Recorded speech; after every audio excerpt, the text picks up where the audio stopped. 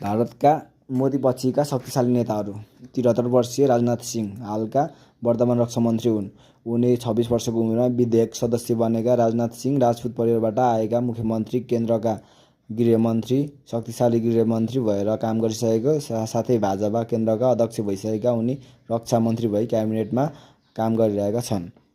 सन् 2013 मा भाजपा पार्टीका राष्ट्रिय अध्यक्ष बनेका उनी देशको नेतृत्व दिन सक्ने नेता नरेन्द्र मोदी हुन् भन्दै उनलाई प्रधानमन्त्रीको रूपमा अगाडि सार्दै देशको नेतृत्वमा पुर्याउने नेता हुन्। अर्का नेता भारतीय राजनीतिको चाणक्य भनेर चिनिने नेता हुन् अमित शाह।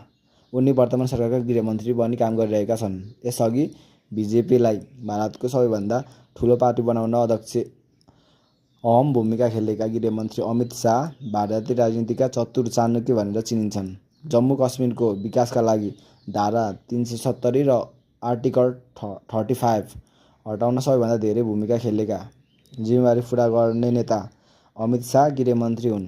2014 मा पार्टीको बीजेपीका राष्ट्रिय अध्यक्ष बनेका अमित शाह 2019 को निर्वाचनपछि समेत पार्टीको बहुमत ल्याउन ठूलो भूमिका खेलेका नेता हुन्। 2014 को क्याबिनेटमा रक्षा मन्त्री बनेका उनी 2019 को क्याबिनेटमा गृहमन्त्री भई काम गरिरहेका नेता हुन्। उनले नरेन्द्र मोदीलाई पीएम मोदीको रूपमा बन्न ठूलो भूमिका खेलेका नेता हुन्।